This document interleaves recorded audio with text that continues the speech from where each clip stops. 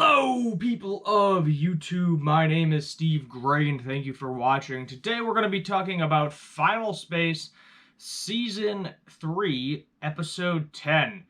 And I feel like there's not a whole lot going on in this episode, but at the same time, we finally get to see Biskits again. Holy crap, it's been a hot minute since he showed up. I thought he just, died off screen, and they were just like, no, we're just never going to bring Biskits back in. No, he's just been, hiding in an event for, 5 episodes at this point in time.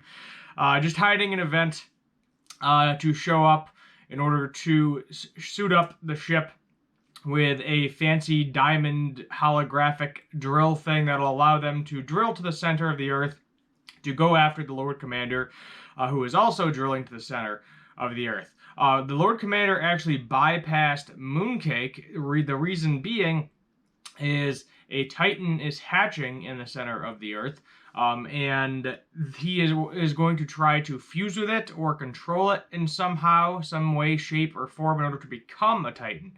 He actually doesn't give a crap about Invictus. He's not really a pawn to Invictus. He's kind of doing his own thing.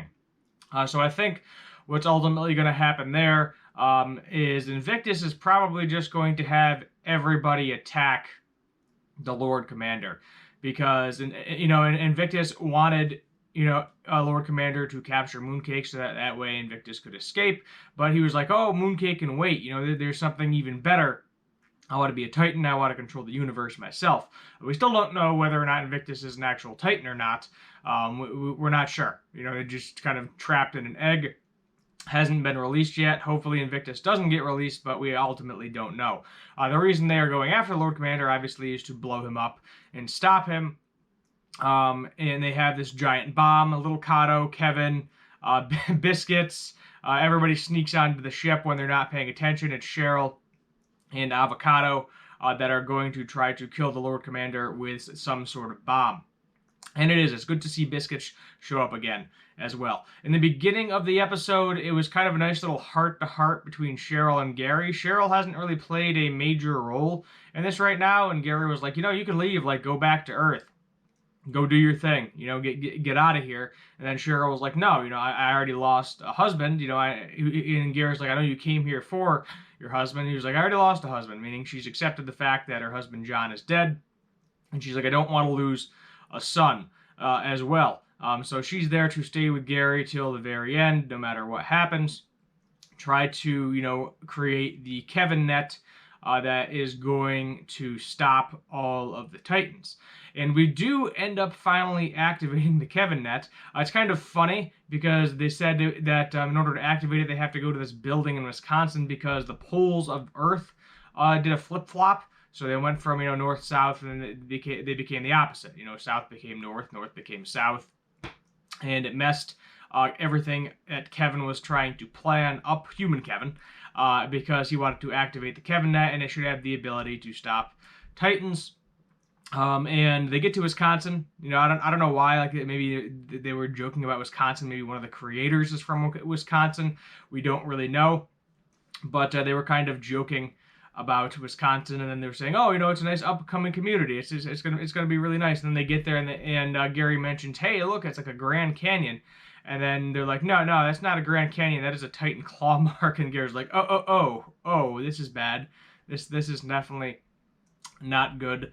Meanwhile, while all of this is happening, zombie Garys are being literally rained down upon where human Kevin is.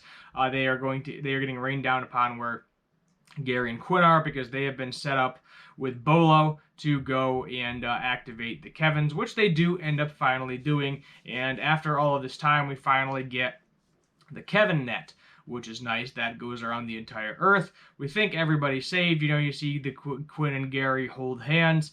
Everything's good to go. But no. Lord Commander, even with the bomb that we thought killed him, somehow managed to fuse with the Titan, break through the Kevin net before it completely formed. Earth is now completely gone. It is just in pieces. Kevin Van Newton, he was like, I'm the protector of Earth. I'm the smartest man of Earth. Something along those lines. He went down with the ship, literally. So Kevin Van Newton at this point is pretty much dead. The good news is it did not blow up the portal to get out of there. which is nice. So the portal just kind of like floated away somewhere else into final space. So they do still have a way to leave, but all of their plans are pretty much shot and out the window. And it's kind of looking more and more that like the crew is going to fail, that Quinn is actually going to become Nightfall, and that a lot of people are probably going to die. The only way I can think of this working out in favor is if they have two Titans, because remember we do have Bolo, it's kind of neat. Bolo is able to shrink down to human size now, so he can like look Gary in the face. So it's kind of cool. He now has like the shape shifting ability. But my guess is that it's a possibility that the Lord Commander will actually be on their side momentarily. It's kind of what I feel like it's going to be, one of those with the enemy of my enemy is my friend type situations, because Lord Commander doesn't want Invictus taking over everything. Lord Commander wants to take over everything. So I think there's going to be a temporary truce between the two. They are going to team up in order to try to stop Invictus. And then after Invictus is stopped, then it's going to be kind of all out, everybody versus Lord Commander Titan. At least that's what I think is going to end up happening. It's near the end of it. I think Invictus is possibly going to end up dying. So hopefully we will break that timeline. And then the Lord Commander is going to get out of final space in his Titan form, along with Bolo and the entire crew. And then he's off to try to conquer the universe, and then they're off to stop him. And then that's going to be what's going to happen in season 4, is that they will probably stop him. Because we have 3 episodes left at this point. And I hate to say it doesn't feel like we've got anywhere. We had a main character die. It's kind of like 1 step forward, 2 steps back. Every time they think they're getting closer to actually accomplishing something, it doesn't work out. And then it's 2 steps back. And I feel like this is going to be another one of those situations where maybe we are just going to be watching Gary die. I mean, maybe it's going to be one of those kind of unsatisfactory ending type scenarios where Gary's just going to end up dead, and we're going to see the universe get taken over by Invictus or Lord Commander. And then we're going to see Quinn become Nightfall. I don't know what's going to happen with the other characters. Avocado still hasn't told Little Cato about the true nature of his parents. That needs to happen at some point in time. We have 3 episodes left. I'm not sure if that will happen this season. I'm hoping it does, because that's going to be a whole thing. Avocado's really got to get that off of his chest. I think he was hoping that maybe he would die going after the Lord Commander, so that way he never would have to tell him, and then Gary would be forced to either, not say anything or say something. Gary would then have the ultimate decision whether or not Little Cato would have to have that information to move forward with his life. But who knows? We don't really know how that whole situation is going to pan out. Episode, we'll rate this an 8 out of 10. Decent episode overall, not bad, not great. Mooncake, Ash didn't really do much. I mean, Biskits was there for a couple of seconds. It was good to see his face, because it's like, oh, we're going to introduce this cute character that's supposed to be like the equivalent of an Ewok to Star Wars, or Porg, if you're familiar with the newer movies. But the fact of the matter is, he just hasn't showed up. Like, this is the first time he showed up, I think, since episode like 4 or 5. He's been missing for like, I think, a minimum of 4 to 5 episodes at this point in time. And I guess he's just been like taking a nap in an air vent or something the entire time. I thought it was really weird, but it's kind of neat though. We do get to see Lord Commander in Titan form at the end of this episode. So we'll see how it pans out in episode 11. It's going to be a hot mess, is what's going to ultimately happen. I think now that pretty much every plan to protect the universe has failed, I think the ultimate goal is just let's get out of final space at this point in time and live our lives until, the shit hits the fan.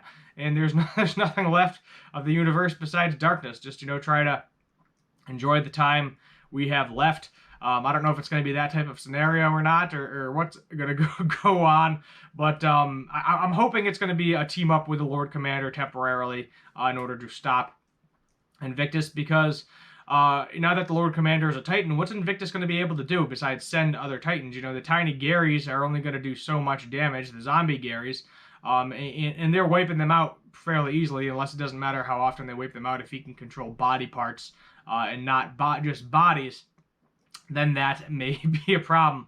But we'll just have to wait and see. Let's see if Invictus gets released in the next episode or two, or if we're doing a Lord Commander team up to stop Invictus in their tracks. Let me know your thoughts in the comments down below. While you're down there, if you're new, hit the subscribe button, turn on that notification bell as well. My name is Steve Gray. Thank you for watching, and as always, have a good one.